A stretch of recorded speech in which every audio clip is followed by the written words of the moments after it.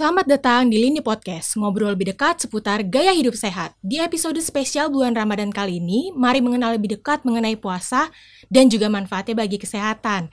Halo teman sehat, kembali lagi dengan saya Zafira. Nah, di episode sebelumnya, Kak Ahmad dan Prof. Fardin sudah ngobrol-ngobrol nih tentang kiat sehat mengakhiri Ramadan dan juga siasat gizi saat akan Lebaran.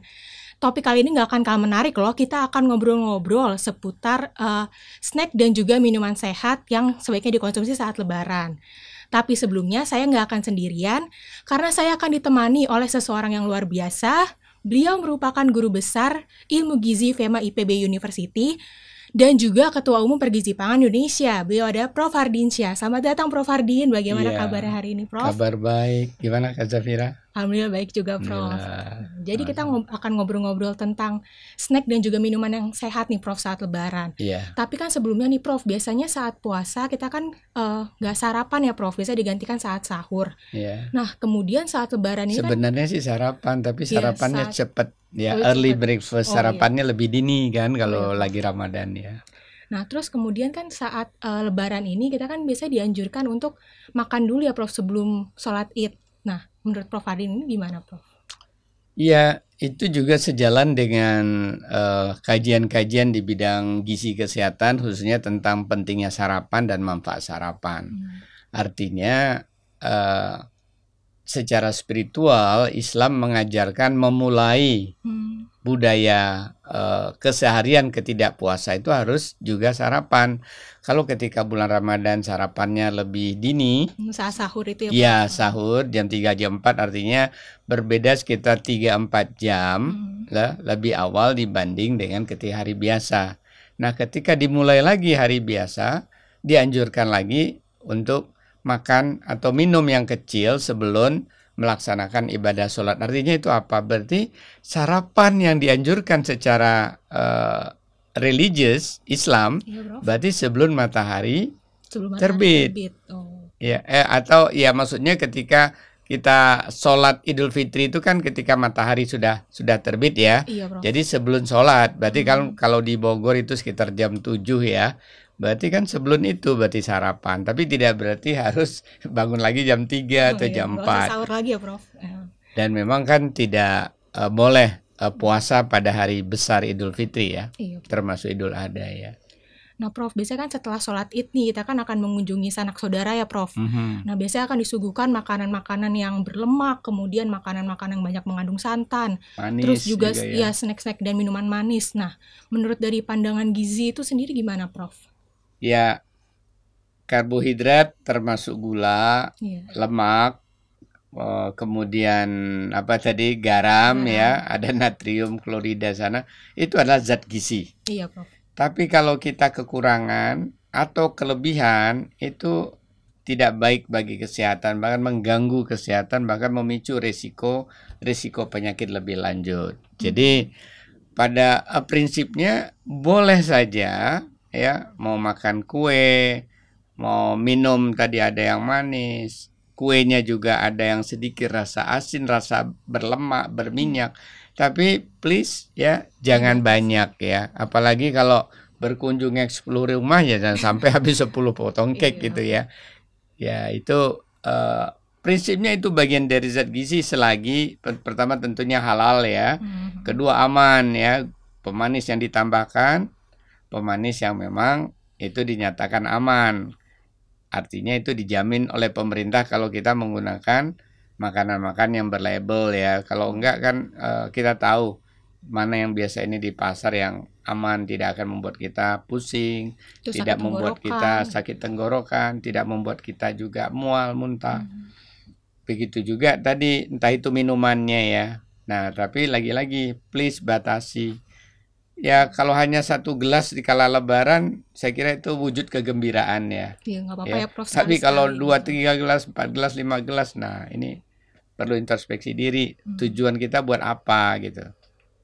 Nah, Prof, ini juga masih berkaitan nih dengan tentang porsi tadi, Mm-mm. Prof. Biasanya kan kalau puasa kita kan makannya juga nggak terlalu banyak ya. Nah, tadi juga sudah disebutkan sama Prof Ardin, kalau Lebaran sebaiknya juga jangan berlebihan gitu ya, Prof, Ya, makannya. ya.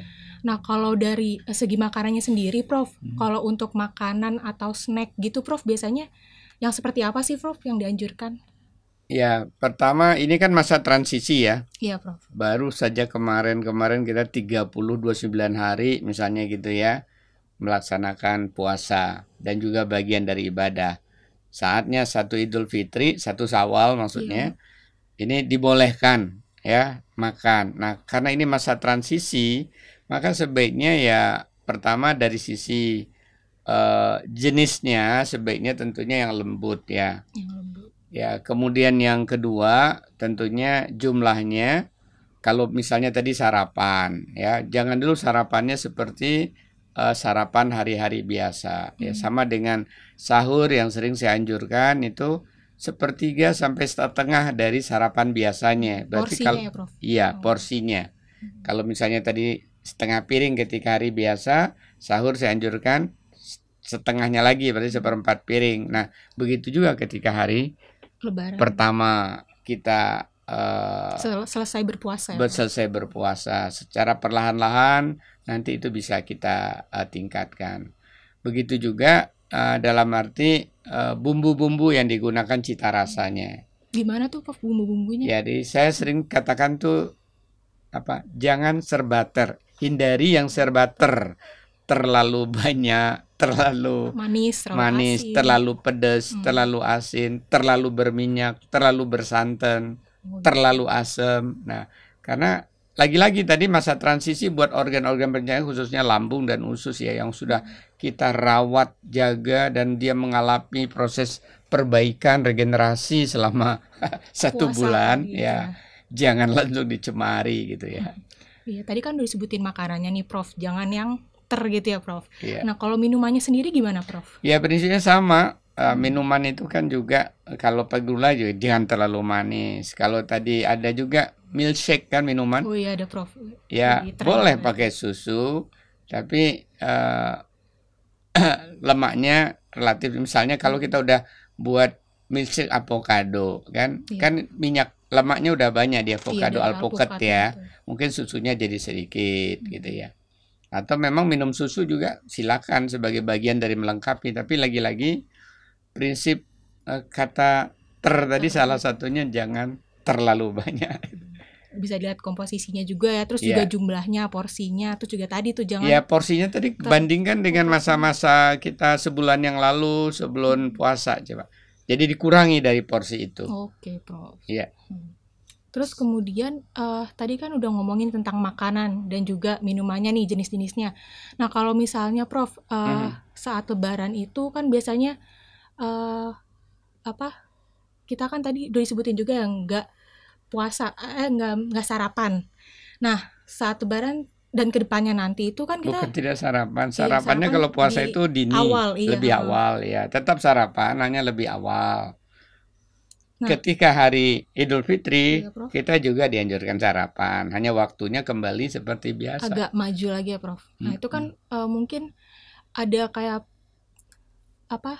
sisi pengalihannya atau peralihannya dari yang tadinya biasa makan jam 3 terus kemudian jadi sekarang harus kembali lagi gitu sarapan jam 7, jam 6. Ya. Nah, itu ada tips-tips tersendiri nggak dari Prof Ardin supaya perut kita tuh nggak kaget lagi gitu? Ya, jadi pertama tipsnya ketika kita memulai kebiasaan sarapan lagi, suatu kebiasaan baru setelah sebulan puasa Ramadan, pertama kita pilihlah ya bahwa yang kita jadikan sarapan ini ada makanan, ada minuman. Jangan hanya makanan saja atau juga jangan hanya minuman saja, kecuali ada kondisi-kondisi tertentu ya.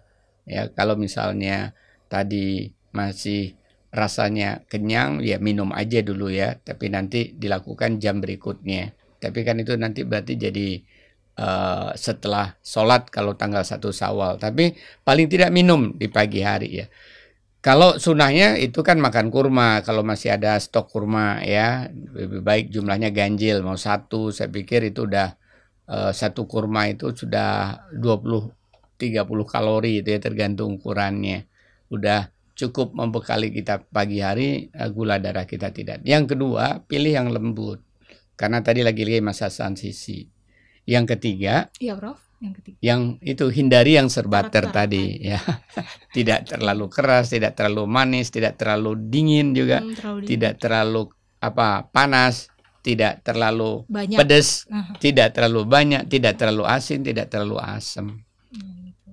Nggak Ya, kalau kita bicara dulu barangkali pernah kita mengenal namanya derajat keasaman atau kebasahan, pH. Iya, Prof. Kalau air minum sekitar 7, jadi makanan-makanan kita ya sekitar 6 sampai 8 lah gitu ya. Jangan yang terlalu asam sekali. Iya, Prof. Terus juga salah satu yang minuman pH netral itu kayak susu gitu juga ya, Prof? Ya, susu cenderung basah. Oh, susu basah. Ya, sekitar 7,5, 7,8. Baik sih ya. Air zam-zam aja 8,3, 8,2. Zam-zam masuknya basah juga. Iya, air zam-zam basah karena mineralnya kan. Nah, nggak kerasa nih Prof, kita udah sampai di penghujung episode kali ini. Tapi sebelumnya nih, mungkin Prof Fardin ada yang ingin disampaikan, berapa sepatah, 2 patah kata untuk teman sehat. Ya, terima kasih topik kita hari ini, bagaimana snack dan minum di kala memperingati berakhirnya puasa Ramadan pada tanggal 1 Syawal yang sering disebut dengan Idul Fitri. Jadi ini adalah masa transisi dari kita biasanya sarapannya dini sekitar jam 3, jam 4 subuh. Saatnya ketika Idul Fitri kita menjaga masa transisi ini dan dianjurkan sarapan.